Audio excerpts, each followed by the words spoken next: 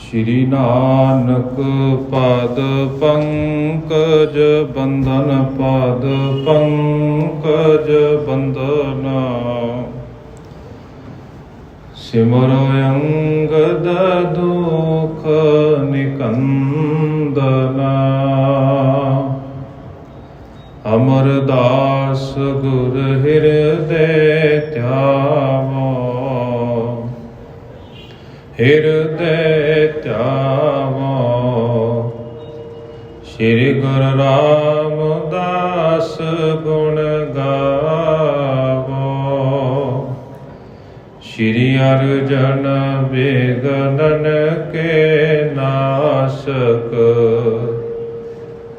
विघ्नन के नाशक हरि गोविंद शुभ सुमत प्रकाशक श्री हर राय नमो कर जोरी नमो कर जोरी गुरु हर कृष्ण बनाए बहोरी तेग बहादुर परम कृपाला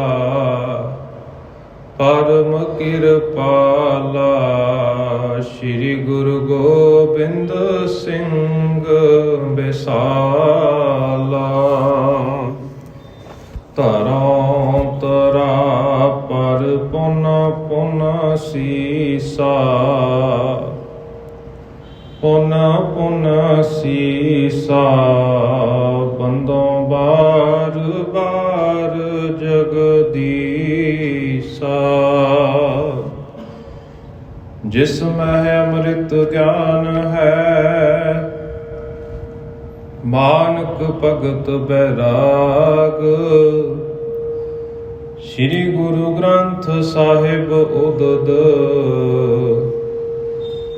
बंदों कर अनुराग एक अंकारा सतगुरु तेह प्रसाद सत होए वाहिगुरु जी की फतेह विघ्न विनाशन सोए वाहिगुरु जी की फतेह विघ्न विनाशन सोए पुन करी खमा रित कीनो जोरा तपत पई अतिशय चौं ओरा जुगो जुग अटल ਸਾਹਿਬ ਸ੍ਰੀ ਗੁਰੂ ਗ੍ਰੰਥ ਸਾਹਿਬ ਜੀ ਮਹਾਰਾਜ ਜੀ ਦੀ ਪਾਵਨ ਪਵਿੱਤਰ ਹਜ਼ੂਰੀ ਅੰਦਰ ਹਾਜ਼ਰੀਆਂ ਭਰੇ ਅਤ ਸਤਿਕਾਰਯੋਗ ਸਤਸੰਗੀ ਜੜੋਂ ਦੋਵੇਂ ਹੱਥ ਜੋੜ ਕੇ ਫਤਿਹ ਪ੍ਰਵਾਨ ਕਰੋ। ਆਖੋ ਜੀ ਵਾਹਿਗੁਰੂ ਜੀ ਕਾ ਖਾਲਸਾ ਵਾਹਿਗੁਰੂ ਜੀ ਕੀ ਫਤਿਹ। ਸਤਿਗੁਰਾਂ ਜੀ ਦੀ ਅਪਾਰ ਕਿਰਪਾ ਦੇ ਸਦਕਾ ਜਿੱਥੇ ਰੋਜ਼ਾਨਾ ਅਸੀਂ ਸਤਿਗੁਰਾਂ ਜੀ ਦੀ ਅੰਮ੍ਰਿਤਮਈ ਬਾਣੀ ਦਾ ਰਸ ਭਿੰਨਾ ਕੀਰਤਨ ਸਰਵਣ ਕਰਦੇ ਹਾਂ, ਉਸ ਤੋਂ ਉਪਰੰਤ ਗੁਰ ਇਤਿਹਾਸ ਤੋਂ ਜਾਣੂ ਹੋਣ ਦਾ ਯਤਨ ਕਰਦੇ ਹਾਂ। ਪਿਛਲੇ ਦਿਨਾਂ ਤੋਂ ਅਸੀਂ ਸ੍ਰੀ ਗੁਰੂ ਨਾਨਕ ਪ੍ਰਕਾਸ਼ ਦੇ ਵਿੱਚੋਂ ਪੂਰਵ ਰਾਜ ਅਧਿਆਇ 11ਵੇਂ ਦਾ ਪ੍ਰਸੰਗ ਜੋ ਆਰੰਭ ਕੀਤਾ ਸੀ,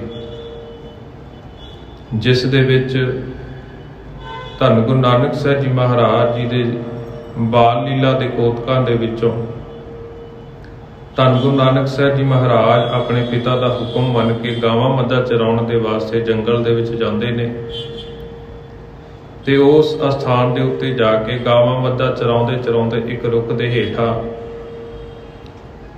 ਰੁੱਖ ਦੀ ਛਾਂ ਮਾਣਨ ਦੇ ਲਈ ਉੱਥੇ ਬੈਠਦੇ ਨੇ ਤੇ ਇਸੇ ਤਰ੍ਹਾਂ ਸੂਰਜ ਢਲਦਾ ਜਾਂਦਾ ਤੇ ਰੁੱਖ ਦੀ ਛਾਂ ਢਲਦੀ ਗਈ ਤੇ ਧੰਨ ਗੁਰੂ ਨਾਨਕ ਸਾਹਿਬ ਜੀ ਮਹਾਰਾਜ ਆਰਾਮ ਕਰਦੇ ਹੋਏ ਉਸ ਥਾਂ ਦੇ ਉੱਤੇ ਹੀ ਵਿਰਾਜਮਾਨ ਹੋਏ ਇਹਨਾਂ ਨੂੰ ਉਸ ਅਸਥਾਨ ਦੇ ਉੱਤੇ ਇੱਕ ਸ਼ੇਸ਼ਨਾਗ ਸੱਪ जो धन गुरु नानक साहब जी महाराज जी के सीस के उत्ते पैंदी धुप नूं वेखदा है, उस धुप नूं दूर करन दे वास्ते अपना फन खिलारदा है।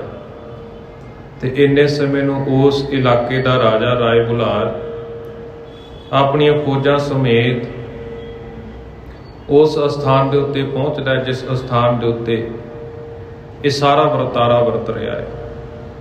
तो सारा कुछ देखने तो बाद जदों राजे दे फौज समेत घोड़ियां दे पैड़ां दे खड़ाक सुन के वो सप अपने वापस अस्थान के उत्ते चले जाता, ते राय बुलार धन गुरु नानक साहब जी महाराज जी नूं अपने कलावे दे विच लैके गलवकड़ी लैके बड़ा अदब सत्कार करता है, बड़ा प्यार करता है। बाद दे विच धन गुरु नानक साहब जी महाराज भी अपने घर विखे पहुँच जाते हैं, तो राय बुलार भी अपने महलों के विच पहुँच जाता, तो उस स्थान तो फिर धन गुरु नानक साहब जी महाराज जी के पिता नूं बुलाउण वास्ते अपने नौकर नूं भेजदा है।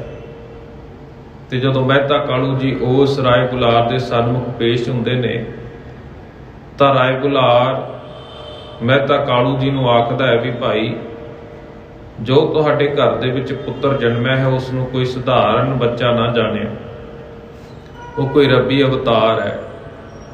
तो इस तरह उस बच्चे की परवरिश दे विच कोई कमी पेशी नहीं रहनी चाहिए। चंगे तरीके का भोजन, वधिया किस्म दीआं पोशाकां, होर भी जो उन्हां दीआं मुढ़लियां जरूरतां ने वो सारियां उन्हां दीआं पूरीआं कीतीआं जाण। ये सारा कुछ राय बुलार धन गुरु नानक साहब जी महाराज जी के पिता जी नूं आखदा, ते धन गुरु नानक साहब जी महाराज जी के पिता जी राय बुलार दे कोलों वचन प्राप्त करके 7 वचन आख के घर दे विच आ जाते हैं, तो अपने पुत्र नूं फिर लाड प्यार करते हुए आखते हैं भी तू वधिया किस्म दे नाल जिहड़ा साडे हुक्म नूं मन्निया सी ना, भी कैसियां गऊआं मੱਝਾਂ चारन जांदे हो, भी तुहाडे तो राय बुलार भी बड़ा प्रसन्न है। ये सारा कुछ असी कल दे दीवाना दे विच सरवण कर चुके हैं कि उस इलाके दे विच जो रुत है बसंत की रुत चलदी सी, ते बसंत की रुत ढल जाण तो बाद हुण गर्मी की रुत का आरंभ होया है।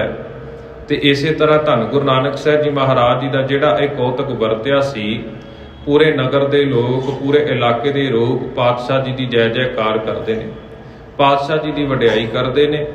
इत्थों तक का प्रसंग असी कल के दीवाना दे विच सरवण कर चुके हैं। आओ अज के दीवाना दे विच इस लड़ीवार प्रसंग नूं आरंभ करन तो पहला धन गुरु नानक साहब जी महाराज जी के चरणों के विच शीश झुकाउंदिआं होइआं अपनी रसना तो उचारण करिए जी। धन धन साहिब श्री गुरु नानक साहब जी महाराज, धन धन साहिब श्री गुरु नानक साहब जी महाराज। पुन गरीखमा रित कीनो जोरा, तपत पई अतिशय चहुंकोरा। ते इसे तरह धन गुरु नानक साहब जी महाराज अपने जीवन दे विच विचरदिआं, निजी कार करदिआं गावां मੱਝਾਂ रोजाना चराउण जांदे ने, ते बसंत रुੱਤ की समाप्ति होण तो उपरंत ते कहंदे गर्मी की रुੱਤ ने पूरा जोड़ फड़िया होया। पुन गरीखम, गरीखम का भाव हुंदा गर्मी की रुੱਤ, पुन का भाव हुंदा फिर कहंदे बसंत रुੱਤ तो बाद फिर गर्मी की रुੱਤ ने पूरा जोर फड़ लिया। तपत भई अतिशय चहुं ओरा, तपत का भाव है गर्मी, ते चारे पासे कहंदे गर्मी का पसारा जिहड़ा है वह पसरिया होया है। तपे रिदा जिव मत्सर धानी,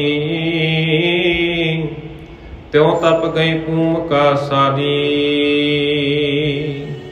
ते इसे तरह कहते गर्मी इन्नी वध चुकी है, गर्मी की तपश इन्नी ज़्यादा है भी जिमें कोई ईरखालू मनुख होवे, किसी दे नाल ईरखा करन वाला मनुख होवे ते उसका हिरदा हमेशा सड़दा बलदा रहिंदा है।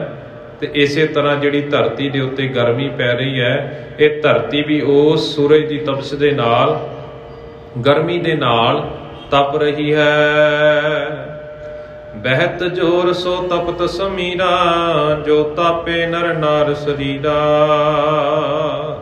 ते कहंदे बड़े जोर दे नाल समीरा का भाव हुंदा हवा, ते इस गर्मी के मौसम दे विच बड़ी तेज दे नाल गर्म हवा भी वग रही है, तत्ती हवा भी चल रही है। जो तापे नर नार शरीरा, ਤੇ ਜਿਸ ਦੇ ਨਾਲ ਮਨੁੱਖ ਪੁਰਸ਼ ਅਤੇ ਇਸਤਰੀਆਂ ਦਾ ਸਰੀਰ ਵੀ ਜਿਹੜਾ ਇਸ ਲੂ ਦੇ ਨਾਲ ਤਪਦਾ ਹੈ।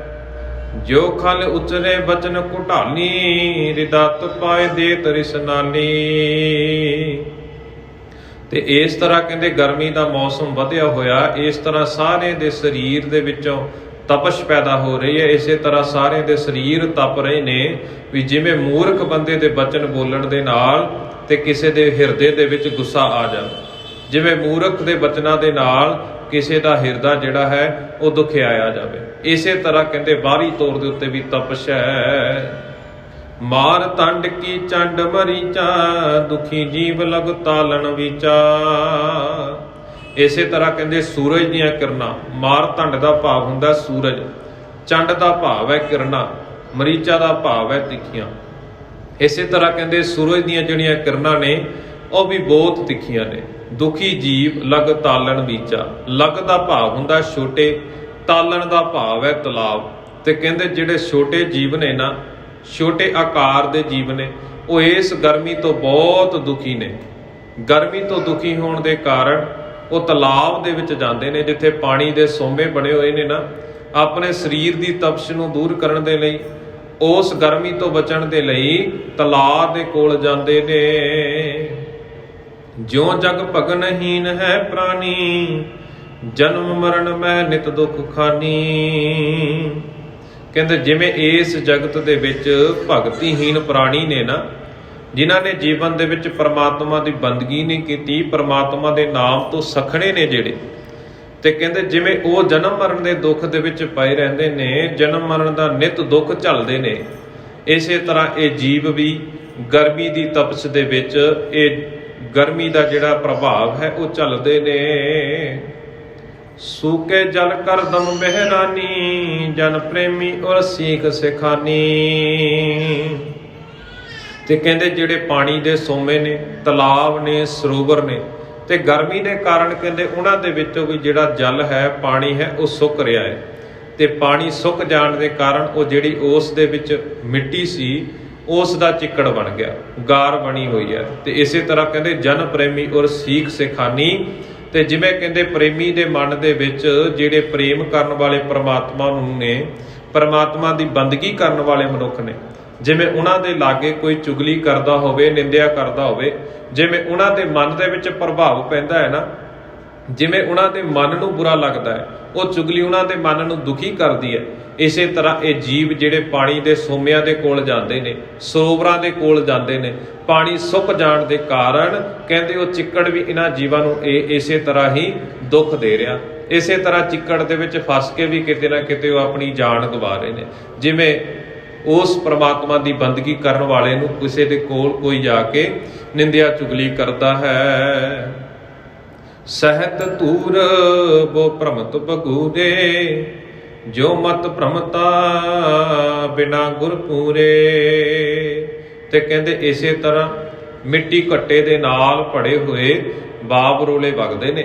ਤੇ ਜਿਵੇਂ ਬੁੱਧੀ ਗੁਰੂ ਤੋਂ ਬਗੈਰ ਭਟਕਦੀ ਫਿਰਦੀ ਹੈ ਨਾ, ਇਸੇ ਤਰ੍ਹਾਂ ਇਸ ਸੰਸਾਰ ਦੇ ਲੋਕ ਇਸ ਗਰਮੀ ਦੇ ਵਿੱਚ ਗਰਮੀ ਨੂੰ ਮਿਟਾਉਣ ਦੇ ਖਾਤਰ ਅਨੇਕਾਂ ਤਰ੍ਹਾਂ ਦੇ ਯਤਨ ਕਰਦੇ ਨੇ।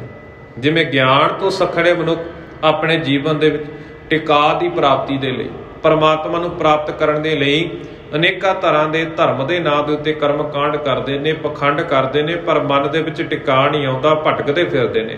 ਇਸੇ ਤਰ੍ਹਾਂ ਇਹ ਜੀਵ ਗਰਮੀ ਦੇ ਮੌਸਮ ਦੇ ਵਿੱਚ ਭਟਕਦੇ ਨੇ। ਮ੍ਰਿਗ ਤ੍ਰਿਸ਼ਨਾ ਕੋ ਹੈ ਰਹਿ ਨੀਰਾ ਦੋਰਤ ਮ੍ਰਿਗ ਨਹਿ ਪਾਵੇ ਧੀਰਾ।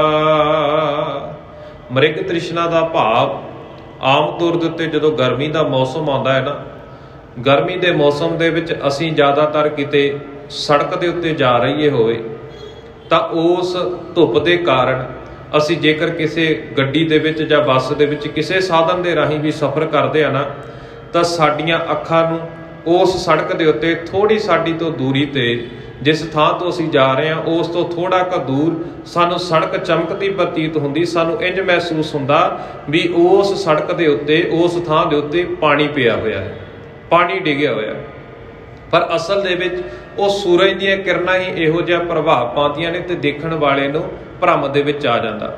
ਮ੍ਰਿਗ ਤ੍ਰਿਸ਼ਨਾ ਦਾ ਭਾਵ ਇਹੀ ਹੁੰਦਾ ਵੀ ਰੇਤਲੇ ਇਲਾਕਿਆਂ ਦੇ ਵਿੱਚ ਜਿਹੜੇ ਹਿਰਨ ਨੇ ਉਹ ਰੇਤਲੇ ਇਲਾਕੇ ਦੇ ਵਿੱਚ ਜਦੋਂ ਸੂਰਜ ਦੀ ਕਿਰਨ ਪੈਂਦੀ ਤਾਂ ਰੇਤ ਦੇ ਵਿੱਚ ਕੁਝ ਕਣ ਚਮਕਦੇ ਨੇ, ਤੇ ਉਹ ਕਣ ਜਿਹੜੇ ਚਮਕਦੇ ਨੇ ਤਾਂ ਹਿਰਨ ਨੂੰ ਇਸ ਤਰ੍ਹਾਂ ਮਹਿਸੂਸ ਹੁੰਦਾ ਵੀ ਸ਼ਾਇਦ ਉਸ ਸਥਾਨ ਦੇ ਉੱਤੇ ਕੋਈ ਪਾਣੀ ਦਾ ਸੋਮਾ ਹੋਵੇ, ਤੇ ਉਹ ਆਪਣੀ ਪਿਆਸ ਬੁਝਾਉਣ ਦੀ ਖਾਤਰ ਉਸ ਸੋਮੇ ਵੱਲ ਨੂੰ ਭੱਜਾ ਜਾਂਦਾ। ਜਿਹੜੀਆਂ ਉਸ ਦੇ ਮਨ ਦੇ ਵਿੱਚ ਭਰਮ ਪਿਆ ਹੋਇਆ ਨਾ, ਭਰਮ ਦੇ ਕਾਰਨ ਉਹ ਉਸ ਦਿਸ਼ਾ ਵੱਲ ਨੂੰ ਭੱਜਿਆ ਜਾਂਦਾ। ਜਿਵੇਂ ਜਿਵੇਂ ਉਸ ਦਿਸ਼ਾ ਵੱਲ ਨੂੰ ਜਾਂਦਾ ਹੈ ਉਵੇਂ ਉਵੇਂ ਪਾਣੀ ਦਾ ਉਹ ਜਿਹੜਾ ਉਹਨੂੰ ਸੋਮਾ ਲੱਗਦਾ ਸੀ, ਜਿਹੜਾ ਉਸ ਦੇ ਮਨ ਦੇ ਵਿੱਚ ਭਰਮ ਪਿਆ ਸੀ, ਉਹ ਹੋਰ ਦੂਰ ਹੁੰਦਾ ਜਾਂਦਾ। ਇਸੇ ਤਰ੍ਹਾਂ ਪਿਆਸ ਦੇ ਵਸ ਪੈ ਕੇ, ਇਸੇ ਤਰ੍ਹਾਂ ਉਹ ਮ੍ਰਿਗ ਤ੍ਰਿਸ਼ਨਾ ਦੇ ਅਧੀਨ ਪੈ ਕੇ, ਅੱਖਾਂ ਨੂੰ ਦੇਖਣ ਦਾ ਚਸਕਾ ਪਿਆ ਹੋਣ ਕਾਰਨ ਉਹ ਉਸ ਰਸਤੇ ਵੱਲ ਭੱਜਾ ਜਾਂਦਾ, ਪਰ ਉਸ ਨੂੰ ਪਾਣੀ ਦੀ ਪਿਆਸ ਨਹੀਂ ਬੁਝਦੀ। ਅੰਤ ਆਪਣਾ ਸਰੀਰ ਉਸੇ ਤਰ੍ਹਾਂ ਹੀ ਕੁਰਬਾਨ ਕਰ ਦਿੰਦਾ। ਉਸੇ ਤਰ੍ਹਾਂ ਹੀ ਭੱਜਦਾ ਭੱਜਦਾ ਪਿਆਸ ਦੇ ਕਾਰਨ ਉਹ ਮੌਤ ਵੀ ਉਸਦੇ ਆਪਣੇ ਗਲੇ ਲਗਾ ਲੈਂਦਾ। ਤੇ ਇਸੇ ਤਰ੍ਹਾਂ ਇੱਥੇ ਕਵੀ ਜੀ ਸਮਝਾਉਣਾ ਕਰਦੇ ਨੇ, ਮ੍ਰਿਗ ਤ੍ਰਿਸ਼ਨਾ ਕੋ ਹੇਰੇ ਨੀਰਾ, ਦੋਰਤ ਮ੍ਰਿਗ ਨੈ ਪਾਵੇ ਧੀਰਾ। ਕਿ ਜਿਵੇਂ ਮ੍ਰਿਗ ਤ੍ਰਿਸ਼ਨਾ ਨੂੰ ਦੇਖ ਕੇ ਉਸ ਪਾਣੀ ਦੇ ਵਾਂਗ ਜਿਹੜਾ ਭਰਮ ਪਿਆ ਹੋਇਆ, ਉਸ ਅਸਥਾਨ ਨੂੰ ਦੇਖ ਕੇ ਤੇ ਜਿਵੇਂ ਕਹਿੰਦੇ ਮ੍ਰਿਗ ਹਿਰਨ ਭੱਜਿਆ ਜਾਂਦਾ, ਪਰ ਉਸਦੇ ਮਨ ਦੇ ਵਿੱਚ ਧੀਰਜ ਨਹੀਂ ਆਉਂਦਾ। ਜਿਉ ਮਨ ਵਿਖਿਆ ਸੁਖਨ ਹਿਤ ਧਾਈ, ਤ੍ਰਿਪਤ ਨਾ ਹੋਤ ਨਾ ਥਿਰਤਾ ਪਾਈ। ਤੇ ਇਸੇ ਤਰ੍ਹਾਂ ਕਹਿੰਦੇ ਮਨੁੱਖ ਦਾ ਮਨ ਜਿਹੜਾ ਸੁੱਖਾਂ ਵਾਸਤੇ ਦੌੜਦਾ ਹੈ, ਪਰ ਕਦੀ ਵੀ ਤ੍ਰਿਪਤੀ ਨਹੀਂ ਹੁੰਦੀ। ਮਨ ਦੇ ਵਿੱਚ ਕਿਸੇ ਵੀ ਤਰ੍ਹਾਂ ਦੀ ਤ੍ਰਿਪਤੀ ਨਹੀਂ ਹੁੰਦੀ ਗੁਰੂ ਤੋਂ ਸਖਣੇ ਹੋਣ ਦੇ ਕਾਰਨ। ਤੇ ਇਸੇ ਤਰ੍ਹਾਂ ਕਦੇ ਵੀ ਜੀਵਨ ਦੇ ਵਿੱਚ ਟਿਕਾ ਨਹੀਂ ਆਉਂਦਾ। ਪਸ ਪੰਛੀ ਹੇਰੇ ਤਰਸ਼ਾਇਆ, ਵੈਸੇ ਤਪਤੇ ਤੇ ਸੁਖ ਪਾਇਆ। ਤੇ ਇਸੇ ਤਰ੍ਹਾਂ ਕਹਿੰਦੇ ਜਿਹੜੇ ਪਸ਼ੂ ਨੇ, ਪੰਛੀ ਨੇ, ਉਹ ਰੁੱਖਾਂ ਦੀ ਛਾਂ ਲੋਚਦੇ ਨੇ। ਜਿੱਥੇ ਕਿਤੇ ਰੁੱਖਾਂ ਦੀ ਛਾਂ ਹੈ ਉਸ ਅਸਥਾਨ ਦੇ ਉੱਤੇ ਜਾ ਕੇ ਬੈਠ ਜਾਂਦੇ ਨੇ। ਵੈਸੇ ਤਪਤੇ ਤੇ ਸੁਖ ਪਾਇਆ। ਤੇ ਉਸ ਅਸਥਾਨ ਦੇ ਉੱਤੇ ਬੈਠ ਕੇ, ਛਾਂ ਦੇ ਹੇਠਾਂ ਬੈਠ ਕੇ, ਤੇ ਉਹ ਗਰਮੀ ਤੋਂ ਜਿਹੜਾ ਨੇ ਛੁਟਕਾਰਾ ਪਾ ਲੈਂਦੇ ਨੇ। ਬਹੁਤ ਜਗਤ ਦੁਖ ਤੇ ਜਗ ਜਾਸੀ, ਜੋ ਮਿਲ ਸਤ ਸੰਗਤ ਸੁਖ ਰਾਸੀ। ਇਸੇ ਤਰ੍ਹਾਂ ਕਹਿੰਦੇ ਸਾਰਾ ਸੰਸਾਰ ਵੀ ਦੁੱਖਾਂ ਦੇ ਨਾਲ ਭਰਿਆ ਪਿਆ ਹੈ, ਤੇ ਪਰ ਜਦ ਕਹਿੰਦੇ ਮਨੁੱਖ ਜਿਉ ਮਿਲ ਸਤ ਸੰਗਤ ਸੁਖ ਰਾਸੀ, ਜਦੋਂ ਮਨੁੱਖ ਸੰਗਤ ਦੇ ਵਿੱਚ ਬੈਠਦਾ ਹੈ, ਸਤ ਸੰਗਤ ਕਰਦਾ ਹੈ, ਭਲਿਆ ਪੁਰਸ਼ਾਂ ਦੀ ਸੰਗਤ ਦੇ ਵਿੱਚ ਵਿਚਰਦਾ ਹੈ, ਤਾਂ ਉਸ ਨੂੰ ਸਾਰੇ ਸੁੱਖ ਜਿਹੜੇ ਨੇ ਮਿਲ ਜਾਂਦੇ ਨੇ। ਨਾਲ ਨਾਲ ਹੁਣ ਇੱਥੇ ਜਿੱਥੇ ਬਾਹਰੀ ਤੌਰ ਦੇ ਉੱਤੇ ਮੌਸਮ ਦੀ ਗੱਲ ਕੀਤੀ ਗਈ, ਬਾਹਰੀ ਤੌਰ ਦੇ ਉੱਤੇ ਗਰਮੀ ਦੀ ਗੱਲ ਕੀਤੀ ਗਈ, ਉੱਥੇ ਮਨੁੱਖ ਦੇ ਅੰਦਰ ਦੀ ਵੀ ਗੱਲ ਕੀਤੀ ਗਈ ਹੈ। ਬਾਹਰੀ ਤੌਰ ਦੇ ਉੱਤੇ ਸਰੀਰ ਦੀ ਤਪਸ਼ ਹੋਵੇ, ਸਾਨੂੰ ਗਰਮੀ ਮਹਿਸੂਸ ਹੁੰਦੀ ਹੋਵੇ, ਤਾਂ ਅਸੀਂ ਕਿਸੇ ਨਾ ਕਿਸੇ ਤਰੀਕੇ ਦੇ ਨਾਲ ਗਰਮੀ ਨੂੰ ਦੂਰ ਕਰਨ ਦੇ ਲਈ ਅਸੀਂ ਠੰਡੀਆਂ ਚੀਜ਼ਾਂ ਵੀ ਖਾਵਾਂਗੇ, ਠੰਡੀਆਂ ਚੀਜ਼ਾਂ ਪੀਵਾਂਗੇ ਵੀ, ਹੋਰ ਤੇ ਹੋਰ ਪੱਖੇ ਚਲਾ ਲਾਵਾਂਗੇ, ਏਸੀ ਦਾ ਪ੍ਰਬੰਧ ਵੀ ਕਰ ਲਵਾਂਗੇ। ਸਰੀਰ ਦੀ ਗਰਮੀ ਨੂੰ ਦੂਰ ਕਰਨ ਦੇ ਲਈ ਤਾਂ ਅਨੇਕਾਂ ਯਤਨ ਕਰਦੇ ਆ, ਪਰ ਜਿੱਥੇ ਸਾਡਾ ਮਨ ਕਿਸੇ ਵਿਕਾਰਾਂ ਦੀ ਗਰਮੀ ਦੇ ਵਿੱਚ ਪਿਆ ਹੋਇਆ ਹੈ, ਕਾਮ ਵਾਸ਼ਨਾ ਦੀ ਗਰਮੀ ਦੇ ਵਿੱਚ ਪਿਆ ਹੋਇਆ ਹੈ, ਉਸ ਮਨ ਦੇ ਵਿੱਚੋਂ ਗਰਮੀ ਦੂਰ ਕਰਨ ਦੇ ਲਈ ਅਸੀਂ ਕੁਝ ਵੀ ਕਰਨ ਦੇ ਲਈ ਤਿਆਰ ਨਹੀਂ। ਸਾਡੇ ਅੰਦਰ ਜਿਹੜਾ ਬਲਦਾ ਹੈ, ਸਾਡਾ ਅੰਦਰ ਜਿਹੜਾ ਤਪਦਾ ਪਿਆ ਵਿਕਾਰਾਂ ਦੇ ਕਾਰਨ, ਉਸ ਤਪਦੇ ਹੋਏ ਮਨ ਨੂੰ ਠਹਿਰਨ ਦੇ ਵਾਸਤੇ, ਮਨ ਨੂੰ ਠੰਡਾ ਕਰਨ ਦੇ ਵਾਸਤੇ ਅਸੀਂ ਕਿਸੇ ਵੀ ਤਰ੍ਹਾਂ ਦਾ ਕਾਰਜ ਕਰਨ ਦੇ ਵਾਸਤੇ ਤਿਆਰ ਨਹੀਂ। ਨਾਲ ਹੀ ਨਾਲ ਕਵੀ ਜੀ ਉਸ ਪੱਖ ਨੂੰ ਵੀ ਰੱਖਦੇ ਨੇ ਵੀ ਬਾਹਰੀ ਤੌਰ ਦੇ ਉੱਤੇ ਪਸ਼ੂ ਪੰਛੀ ਜੀਵ ਜੰਤ ਜਿੰਨੇ ਵੀ ਮਨੁੱਖ ਨੇ ਗਰਮੀ ਤੋਂ ਬਚਾਅ ਕਰਨ ਦੇ ਵਾਸਤੇ ਜਿਵੇਂ ਰੁੱਖਾਂ ਦੀ ਛਾਂ ਲੋਚਦੇ ਨੇ, ਕੋਈ ਇਸੇ ਤਰ੍ਹਾਂ ਦਾ ਕਾਰਜ ਕਰਦੇ ਨੇ ਵੀ ਜਿਹਦੇ ਨਾਲ ਗਰਮੀ ਦੂਰ ਹੋ ਜਾਵੇ। ਤੇ ਇਸੇ ਤਰ੍ਹਾਂ ਕਹਿੰਦੇ ਜਿਹੜੇ ਮਨ ਦੇ ਸੁੱਖ ਪ੍ਰਾਪਤੀ ਕਰਨ ਵਾਲੇ ਮਨੁੱਖ ਨੇ ਨਾ, ਉਹ ਮਨ ਦਾ ਸੁੱਖ ਪ੍ਰਾਪਤ ਕਰਨ ਦੇ ਲਈ ਸਤ ਸੰਗਤ ਕਰਦੇ ਨੇ, ਭਲਿਆ ਪੁਰਸ਼ਾਂ ਦੀ ਸੰਗਤ ਦੇ ਵਿੱਚ ਵਿਚਰਦੇ ਨੇ, ਜਿਹਦੇ ਨਾਲ ਉਹਨਾਂ ਦਾ ਉਧਾਰ ਹੁੰਦਾ ਹੈ ਤੇ ਉਹਨਾਂ ਨੂੰ ਸੁੱਖਾਂ ਦੀ ਪ੍ਰਾਪਤੀ ਹੁੰਦੀ ਹੈ। ਭਾਵੇ ਬਹੁ ਸੀਤਲਤਾ ਪਾਣੀ, ਭਾਗ ਜਗੇ ਜਿਉ ਗੁਰ ਕੀ ਬਾਣੀ। ਤੇ ਜਿਵੇਂ ਕਹਿੰਦੇ ਗਰਮੀ ਦੇ ਵਿੱਚ ਕਿਸੇ ਨੂੰ ਠੰਡਾ ਪਾਣੀ ਚੰਗਾ ਲੱਗਦਾ ਹੈ ਨਾ, ਜੇਕਰ ਅਸੀਂ ਕਿਸੇ ਨੂੰ ਰਾਹ ਜਾਂਦੇ ਨੂੰ ਵੀ ਜਾਂ ਥਿਆਏ ਨੂੰ ਵੀ ਕਿਤੇ ਗਰਮੀ ਦੇ ਮੌਸਮ ਦੇ ਵਿੱਚ ਠੰਡਾ ਪਾਣੀ ਪਿਲਾ ਦਈਏ ਤਾਂ ਉਹ ਅਸੀਸਾ ਦਿੰਦਾ। ਤੇ ਜਿਵੇਂ ਕਹਿੰਦੇ ਗਰਮੀ ਦੇ ਮੌਸਮ ਦੇ ਵਿੱਚ ਸਾਰਿਆਂ ਨੂੰ ਪਾਣੀ ਠੰਡਾ ਜਿਹੜਾ ਹੈ ਚੰਗਾ ਲੱਗਦਾ ਹੈ, ਤੇ ਇਸੇ ਤਰ੍ਹਾਂ ਕਹਿੰਦੇ ਜਿਨ੍ਹਾਂ ਦੇ ਚੰਗੇ ਭਾਗ ਜਾਗ ਪੈਂਦੇ ਨੇ ਉਹਨਾਂ ਨੂੰ ਗੁਰੂ ਦੀ ਬਾਣੀ ਵੀ ਚੰਗੀ ਲੱਗਦੀ, ਉਹਨਾਂ ਨੂੰ ਗੁਰੂ ਦੀ ਬਾਣੀ ਵੀ ਮਨ ਨੂੰ ਉਹਨਾਂ ਨੂੰ ਸ਼ੀਤਲ ਕਰਦੀ ਹੈ, ਮਨ ਦੇ ਵਿੱਚ ਉਹਨਾਂ ਦੇ ਠੰਡਕ ਪਹੁੰਚਾਉਂਦੀ ਹੈ। ਆਸ ਗ੍ਰੀਖਮ ਮੈਂ ਸ਼੍ਰੀ ਜਗ ਸਾਈ, ਵਿਚਰਤ ਲੀਲਾ ਕਰਤ ਸੁਹਾਈ। ਤੇ ਕਹਿੰਦੇ ਇਹੋ ਜੇ ਗਰਮੀ ਦੇ ਮੌਸਮ ਦੇ ਵਿੱਚ ਧੰਨ ਗੁਰੂ ਨਾਨਕ ਸਾਹਿਬ ਜੀ ਮਹਾਰਾਜ ਵਿਚਰਦੇ ਹੋਏ ਬਾਲ ਲੀਲਾ ਕਰਦੇ ਕਰਦੇ ਸਾਰੇ ਨਗਰ ਦੇ ਲੋਕਾਂ ਦੇ ਮਨ ਨੂੰ ਠੰਡਾ ਕਰਨ ਦੇ ਵਾਸਤੇ, ਮਨ ਦੇ ਵਿੱਚ ਠੰਡਕ ਪਾਉਣ ਦੇ ਵਾਸਤੇ ਸੋਹਣੇ ਤਰੀਕੇ ਦੇ ਬਚਨ ਜਿਹੜੇ ਨੇ ਉਹ ਕਰਦੇ ਨੇ, ਆਪਣੇ ਜੀਵਨ ਦੇ ਵਿੱਚ ਸੋਹਣੀ ਲੀਲਾ ਕਰਦੇ ਹਨ। ਜਹ ਤਰ ਬਰਸਾਇਆ ਰਮਨੀ ਕੀ, ਤਹ ਚਾਰਤ ਸੁਰਪੀ ਬਿਦਨੀ ਕੀ। ਤੇ ਕਹਿੰਦੇ ਜਿਸ ਅਸਥਾਨ ਦੇ ਉੱਤੇ ਸੰਘਣੀ ਛਾਂ ਹੈ, ਉਸ ਅਸਥਾਨ ਦੇ ਉੱਤੇ ਗੁਰੂ ਜੀ ਉੱਥੇ ਮੱਝਾਂ ਚਰਾਉਣ ਦੇ ਵਾਸਤੇ ਜਾਂਦੇ ਹਨ। ਜੈ ਸੁੰਦਰ ਜਲ ਸ਼ੀਤਲ ਸਾਲੀ, ਤੈ ਖੇਲੇ ਬਾਲਕ ਮਿਲ ਨਾਲੀ। ਤੇ ਜਿਵੇਂ ਕਹਿੰਦੇ ਜਿੱਥੇ ਸੁੰਦਰ ਜਲ ਦਾ ਠੰਡਕ ਦਾ ਘਰ ਹੈ, ਜਿੱਥੇ ਸੋਹਣਾ ਜਲ ਵੀ ਹੈ, ਜਿੱਥੇ ਠੰਡਕ ਭਰਿਆ ਮਾਹੌਲ ਹੈ, ਵਾਤਾਵਰਨ ਥੋੜਾ ਠੰਡਾ ਹੈ, ਉਸ ਅਸਥਾਨ ਦੇ ਉੱਤੇ ਜਾ ਕੇ ਕਹਿੰਦੇ ਜਿਹੜੇ ਬਾਲਕ ਨੇ ਉਹ ਸਾਰੇ ਰਲ ਮਿਲ ਕੇ ਇਕੱਠੇ ਹੋ ਕੇ ਖੇਡਦੇ ਨੇ। ਸਭ ਬਾਸੁਰ ਬਨ ਬੀਚ ਬਿਹਾਰੇ, ਆਵੇ ਰਜਨੀ ਸਦਨ ਗੁਜਾਰੇ। ਬਾਸੁਰ ਦਾ ਭਾਵ ਹੈ ਦਿਨ, ਤੇ ਕਹਿੰਦੇ ਸਾਰਾ ਦਿਨ ਬਨ ਭਾਵ ਜੰਗਲ, ਸਾਰਾ ਦਿਨ ਕਹਿੰਦੇ ਜੰਗਲ ਦੇ ਵਿੱਚ ਪਾਤਸ਼ਾਹ ਜੀ ਗੁਜ਼ਾਰਦੇ ਨੇ, ਗਾਵਾਂ ਮੱਝਾਂ ਚਰਾਉਂਦੇ ਨੇ, ਕਿਰਤਕਾਰ ਕਰਦੇ ਨੇ। ਆਵੇ ਰਜਨੀ, ਰਜਨੀ ਦਾ ਭਾਵ ਹੈ ਰਾਤ, ਸਦਨ, ਸਦਨ ਦਾ ਭਾਵ ਹੈ ਘਰ। ਵੀ ਕਹਿੰਦੇ ਜਦੋਂ ਰਾਤ ਪੈਂਦੀ ਹੈ, ਰਾਤ ਨੂੰ ਹੀ ਘਰ ਦੇ ਵਿੱਚ ਆਉਂਦੇ ਨੇ, ਕੇਵਲ ਰਾਤ ਗੁਜ਼ਾਰਨ ਦੇ ਵਾਸਤੇ ਹੀ ਘਰ ਦੇ ਵਿੱਚ ਆਉਂਦੇ ਨੇ। ਗੋਖੁਰ ਧੂਰ ਬਦਨ ਪਰ ਲਾਗਾ, ਜਨ ਪੰਕਜ ਪਰ ਸ਼ੁਭਤ ਪਰਾਗਾ। ਇਸੇ ਤਰ੍ਹਾਂ ਕਹਿੰਦੇ ਜਿਹੜੀਆਂ ਗਊਆਂ ਮੱਝਾਂ ਚਰਾਉਣ ਜਾਂਦੇ ਨੇ, ਉਹਨਾਂ ਦੇ ਨਾਲ ਜਿਹੜੀ ਚੱਲਣ ਦੇ ਨਾਲ ਮਿੱਟੀ ਘੱਟਾ ਉੱਡਦਾ ਹੈ, ਧੂੜ ਉੱਡਦੀ ਹੈ। ਉਹ ਧੂੜ ਜਿਹੜੀ ਹੈ ਧੰਨ ਗੁਰੂ ਨਾਨਕ ਸਾਹਿਬ ਜੀ ਮਹਾਰਾਜ ਜੀ ਦੇ ਸਰੀਰ ਦੇ ਉੱਤੇ ਲੱਗ ਜਾਂਦੀ। ਤੇ ਕਹਿੰਦੇ ਉਹ ਸਰੀਰ ਦੇ ਉੱਤੇ ਲੱਗੀ ਹੋਈ ਧੂੜ ਵੀ ਇੰਜ ਸ਼ੋਭਾ ਪਾਉਂਦੀ ਹੈ ਜਿਵੇਂ ਕਮਲ ਦੇ ਫੁੱਲ ਦੇ ਉੱਤੇ ਨਾ ਉਹ ਚਿੱਕੜ ਦਾ ਜਿਹੜਾ ਕੋਈ ਵੀ ਕਿਣਕਾ ਪਿਆ ਹੋਵੇ, ਜਿਵੇਂ ਚਿੱਕੜ ਦੇ ਵਿੱਚ ਕਾਈ ਉੱਗੀ ਹੁੰਦੀ ਹੈ ਨਾ, ਉਹ ਕਮਲ ਦੇ ਫੁੱਲ ਦੇ ਉੱਤੇ ਲੱਗੀ ਹੋਈ ਹੋਵੇ, ਉਹ ਵੀ ਸ਼ੋਭਾ ਪਾਉਂਦੀ। ਇਸੇ ਤਰ੍ਹਾਂ ਧੰਨ ਗੁਰੂ ਨਾਨਕ ਸਾਹਿਬ ਜੀ ਮਹਾਰਾਜ ਜੀ ਦੇ ਸਰੀਰ ਦੇ ਉੱਤੇ ਲੱਗੀ ਹੋਈ ਧੂੜੀ ਸ਼ੋਭਾ ਪਾਉਂਦੀ ਹੈ। ਅੰਕ ਬਸਾਏ ਮਾਤ ਬਲ ਜਾਈ, ਬਦਨ ਪਹੁੰਚ ਦੇਖੇ ਹਿਤ ਲਾਈ। ਤੇ ਇਸੇ ਤਰ੍ਹਾਂ ਕਹਿੰਦੇ ਧੰਨ ਗੁਰੂ ਨਾਨਕ ਸਾਹਿਬ ਜੀ ਮਹਾਰਾਜ ਜਦੋਂ ਰਾਤ ਪੈਣ ਦੇ ਉੱਤੇ ਘਰ ਆਉਂਦੇ ਨੇ, ਘਰ ਆਉਣ ਤੋਂ ਬਾਅਦ ਧੰਨ ਗੁਰੂ ਨਾਨਕ ਸਾਹਿਬ ਜੀ ਮਹਾਰਾਜ ਜੀ ਦੇ ਮਾਤਾ ਜੀ ਉਹ ਆਪਣੇ ਬਾਲਕ ਨੂੰ ਪਿਆਰ ਦੇ ਨਾਲ ਗੋਦੀ ਦੇ ਵਿੱਚ ਬਿਠਾਉਂਦੇ ਨੇ। ਗੋਦੀ ਵਿੱਚ ਬਿਠਾ ਕੇ ਬਦਨ ਪਹੁੰਚ ਦੇਖੇ ਹਿਤ ਲਾਈ, ਤੇ ਉਹਨਾਂ ਦਾ ਸਰੀਰ, ਉਹਨਾਂ ਦਾ ਮੁਖੜਾ ਸਾਫ਼ ਕਰਕੇ ਬੜੇ ਪਿਆਰ ਦੇ ਨਾਲ ਵੇਖਦੇ ਨੇ ਤੇ ਆਪਣੇ ਚਿੱਤ ਦੇ ਨਾਲ ਲਾਉਂਦੇ ਨੇ। ਕਰਤ ਦੁਲਾਰ ਸੰਗ ਪ੍ਰੇਬਾਨੀ, ਤਾਤ ਨਾ ਕੀਜੈ ਅਬ ਬਨ ਜਾਨੀ। ਤੇ ਆਪਣੇ ਪਿਆਰੇ ਪੁੱਤਰ ਨੂੰ, ਆਪਣੇ ਦੁਲਾਰੇ ਨੂੰ, ਜਿਗਰ ਦੇ ਟੋਟੇ ਨੂੰ ਧੰਨ ਗੁਰੂ ਨਾਨਕ ਸਾਹਿਬ ਜੀ ਮਹਾਰਾਜ ਜੀ ਦੇ ਪ੍ਰਤੀ ਪਿਆਰ ਦੇ ਬਚਨ ਆਖਦੇ ਨੇ। ਤੇ ਹੇ ਪੁੱਤਰ, ਤਾਤ ਨਾ ਕੀਜੈ ਅਬ ਬਨ ਜਾਨੀ, ਵੀ ਹੇ ਮੇਰੇ ਪੁੱਤਰ ਜੀ, ਤੁਸੀਂ ਹੁਣ ਬਨ ਦਾ ਭਾਵ ਹੈ ਜੰਗਲ, ਜੰਗਲ ਦੇ ਵਿੱਚ ਗਾਵਾਂ ਮੱਝਾਂ ਚਰਾਉਣ ਵਾਸਤੇ ਨਾ ਜਾਇਆ ਕਰੋ। ਉਹ ਆਪਣੇ ਪੁੱਤਰ ਨੂੰ ਲਾਡ ਪਿਆਰ ਕਰਦੇ, ਮਾਤਾ ਜੀ ਬੜੇ ਪਿਆਰ ਦੇ ਨਾਲ ਸਮਝਾਉਂਦੇ ਨੇ। ਆਤਪ ਲਗੀ ਅੰਗ ਕੇ ਸੰਗਾ, ਸ਼ੁਭ ਰੰਗੇ ਤੇ ਭਇਓ ਕੁਰੰਗਾ।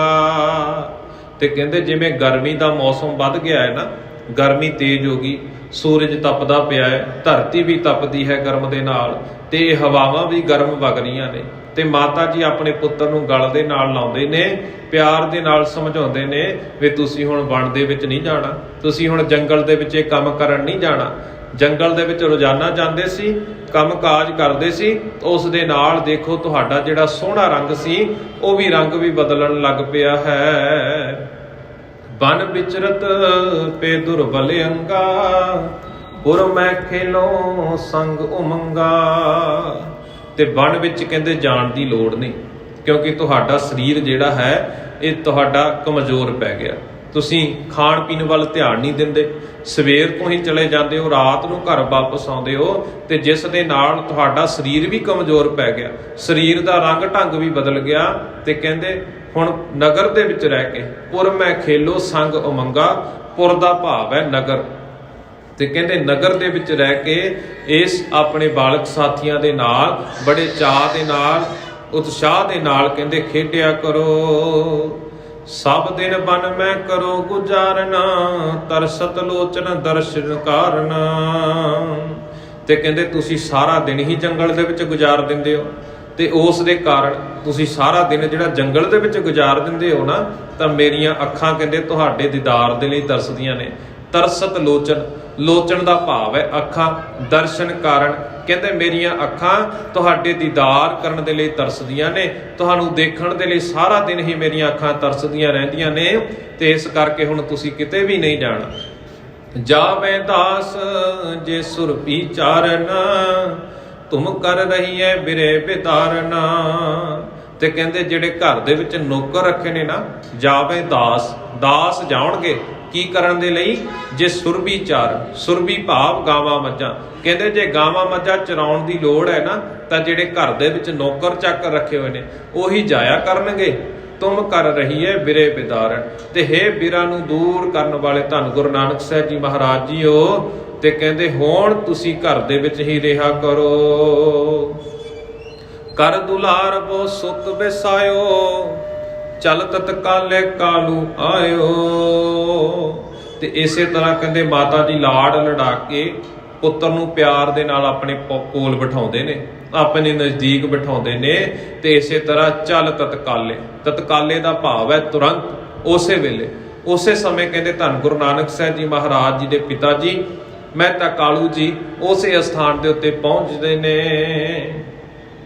ਪਤ ਸੋ ਕਹਿਤ ਏਕ ਹਮ ਤਾਤਾ, ਸੋ ਕਿਨੋ ਸੁਰਪੀ ਕੋ ਤਰਾਤਾ। ਪਤ ਦਾ ਭਾਵ ਹੈ ਪਤੀ, ਮਹਿਤਾ ਕਾਲੂ ਜੀ।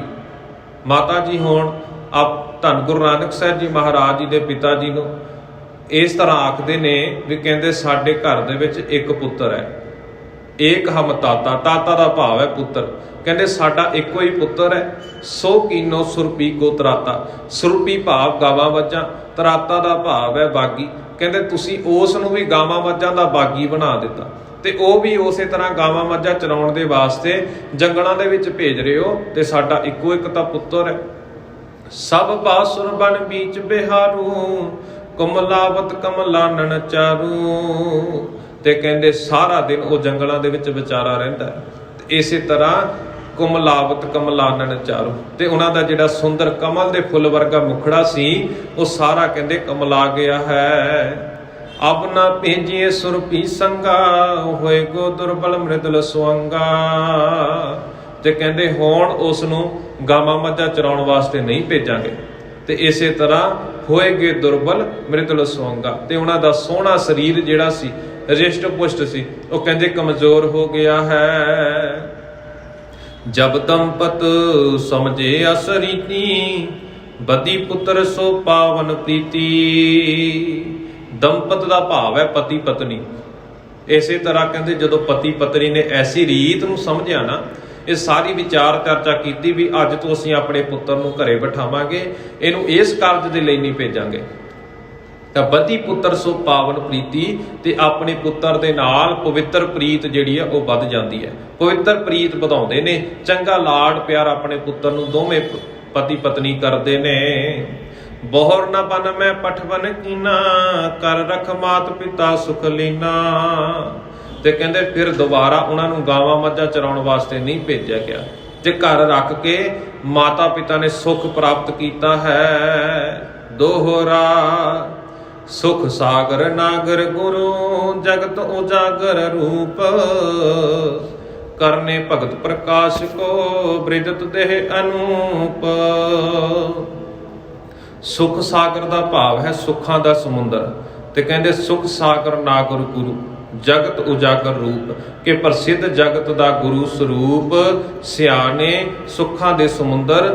ਕਰਨੇ ਭਗਤ ਪ੍ਰਕਾਸ਼ ਕੋ, ਭਗਤੀ ਪ੍ਰਗਟ ਕਰਨ ਵਾਸਤੇ। ਪ੍ਰਕਾਸ਼ ਦਾ ਭਾਵ ਹੈ ਪ੍ਰਗਟ, ਭਗਤੀ ਨੂੰ ਪ੍ਰਗਟ ਕਰਨ ਦੇ ਵਾਸਤੇ। ਬ੍ਰਿਦਤ ਦੇਹ ਅਨੂਪ, ਅਨੂਪਮ ਸਰੀਰ ਵਧਾਇਆ ਹੈ ਭਗਤੀ ਨੂੰ ਪ੍ਰਗਟ ਕਰਨ ਦੇ ਵਾਸਤੇ। ਸੁੱਖਾਂ ਦੇ ਸਾਗਰ ਧੰਨ ਗੁਰੂ ਨਾਨਕ ਸਾਹਿਬ ਜੀ ਮਹਾਰਾਜ, ਹੁਣ ਉਹਨਾਂ ਦੀ ਉਮਰ ਦੇ ਵਿੱਚ ਕਹਿੰਦੇ ਵਾਧਾ ਹੋਇਆ ਹੈ। ਇੱਥੇ ਇਸ ਪ੍ਰਸੰਗ ਦੀ ਸਮਾਪਤੀ ਹੈ ਜੀ। ਅਗਲੇਰੇ ਦੀਵਾਨਾਂ ਦੇ ਵਿੱਚ ਅਸੀਂ ਅਧਿਆਏ 12ਵੇਂ ਦਾ ਪ੍ਰਸੰਗ ਆਰੰਭ ਕਰਾਂਗੇ, ਜਿਸ ਦੇ ਵਿੱਚ ਧੰਨ ਗੁਰੂ ਨਾਨਕ ਸਾਹਿਬ ਜੀ ਮਹਾਰਾਜ ਦਾ ਜੋ ਜੀਵਨ ਦੇ ਵਿੱਚ ਇਹ ਪ੍ਰਸੰਗ ਹੈ ਉਸ ਦਾ ਸਿਰਲੇਖ ਹੈ ਬ੍ਰਿਕਸ਼ ਦੀ ਛਾਂ ਦਾ ਅਸਰ, ਰੁੱਖ ਦੀ ਛਾਂ ਦਾ ਅਸਰ ਤੇ ਖੇਤ ਬੀਜਣਾ। ਗੁਰੂ ਕਿਰਪਾ ਕਰੇ ਜਿੱਥੇ ਇਹ ਪਾਵਨ ਵਿਚਾਰ ਅਸੀਂ ਰੋਜ਼ਾਨਾ ਸਰਵਣ ਕਰਦੇ ਹਾਂ ਆਪਣੇ ਜੀਵਨ ਦਾ ਆਧਾਰ ਬਣਾਈਏ ਤੇ ਅਸੀਂ ਵੀ ਧੰਨ ਗੁਰੂ ਨਾਨਕ ਸਾਹਿਬ ਜੀ ਮਹਾਰਾਜ ਜੀ ਦੇ ਪ੍ਰਤੀ ਆਪਣੇ ਮਨ ਦੇ ਵਿੱਚ ਸ਼ਰਧਾ ਭਾਵਨਾ ਨੂੰ ਪੱਕਿਆ ਕਰੀਏ। ਹੋਈਆਂ ਭੁੱਲਾਂ ਚੁੱਕਾਂ ਦੀ ਖਿਮਾ ਫਤਿਹ ਪ੍ਰਵਾਨ ਕਰੋ। ਆਖੋ ਜੀ ਵਾਹਿਗੁਰੂ ਜੀ ਕਾ ਖਾਲਸਾ ਵਾਹਿਗੁਰੂ ਜੀ ਕੀ ਫਤਿਹ।